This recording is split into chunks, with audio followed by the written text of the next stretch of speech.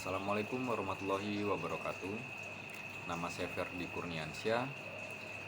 Pada video kita kali ini, saya akan membahas materi yang berjudul Al-Quran sebagai sumber hukum dan fungsi sunnah terhadap Al-Quran. Nah, untuk penjelasannya adalah sebagai berikut. Yang pertama, kita akan membahas mengenai pengertian dari Al-Quran. Secara bahasa, Al-Quran merupakan bentuk masdar, kata benda dari kata kerja qoro'a, yang bermakna membaca atau bacaan. Ada yang berpendapat bahwa Al-Quran adalah masdar yang bermakna isim ma'ful. Karenanya, ia berarti yang dibaca atau makruh. Menurut para ahli bahasa, kata yang berwazan fulan memiliki arti kesempurnaan. Karena itu, Al-Quran adalah bacaan yang sempurna. Sedangkan pengertian menurut istilah, Al-Quran adalah kitab Allah yang diturunkan kepada utusan Allah, yaitu Nabi Muhammad SAW, yang termaktub dalam mushaf dan disampaikan kepada kita semua secara mutawir, tanpa adanya keraguan. Secara mutawir ditulis dalam mushaf, dimulai dengan surat Al-Fatihah dan diakhiri dengan surat An-Nas. Nah, selanjutnya kita membahas mengenai kedudukan Al-Quran sebagai sumber hukum. Sebagai sumber hukum Islam, Al-Quran memiliki kedudukan yang sangat tinggi. Al-Quran merupakan sumber hukum utama dan pertama, sehingga semua persoalan harus merujuk dan berpedoman kepadanya. Al-Quran adalah kitab yang berisi sebagai suatu petunjuk dan peringatan bagi orang-orang yang beriman. Al-Quran adalah sumber dari segala sumber hukum, baik dalam konteks kehidupan di dunia maupun di akhirat kelak.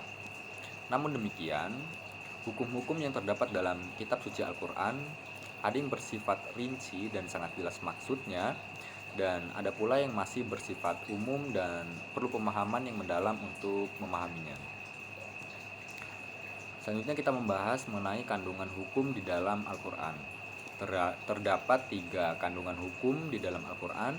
Yang pertama adalah akidah atau keimanan. Akidah atau keimanan ini adalah sebuah keyakinan yang tertancap kuat di dalam hati setiap manusia itu sendiri. Yang kedua ada syariat atau ibadah. Hukum ini mengatur tentang tata cara ibadah, baik yang berhubungan langsung dengan pencipta, yaitu Allah Subhanahu wa Ta'ala, maupun yang berhubungan dengan sesama makhluknya. Yang ketiga ada hukum ibadah dan hukum amalah. Pada hukum ibadah mengatur bagaimana seharusnya melaksanakan ibadah yang sesuai dengan ajaran Islam.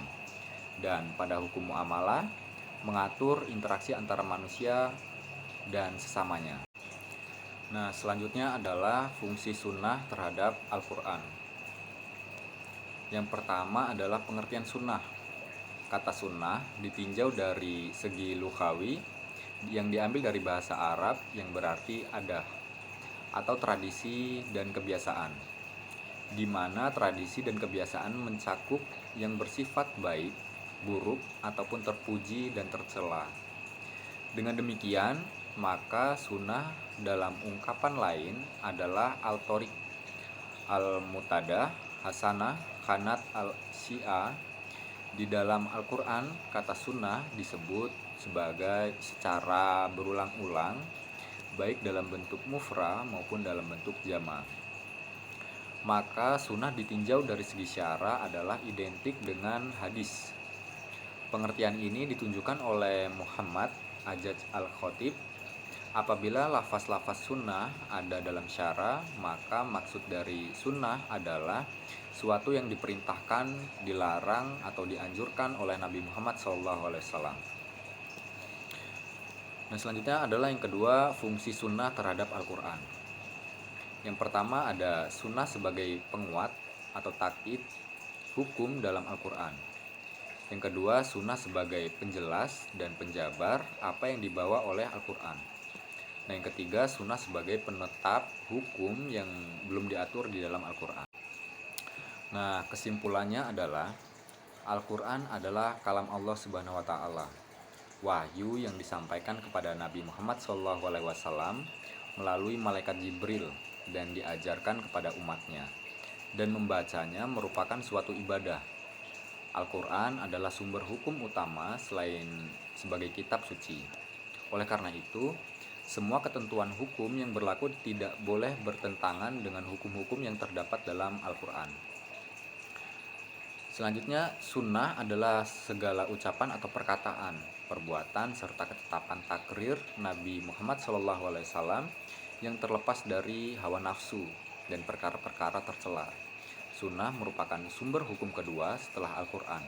Dengan demikian, hadis memiliki fungsi yang sangat penting dalam hukum Islam. Di antara fungsi sunnah yaitu untuk menegaskan ketentuan yang telah ada dalam Al-Quran, menjelaskan ayat-ayat bayan tafsir, dan menjelaskan ayat-ayat Al-Quran yang bersifat umum atau bayan taksis. Baik, terima kasih. Itu tadi adalah pemaparan materi dari saya. Lebih kurangnya saya mohon maaf dan saya akhiri. Wassalamualaikum warahmatullahi wabarakatuh.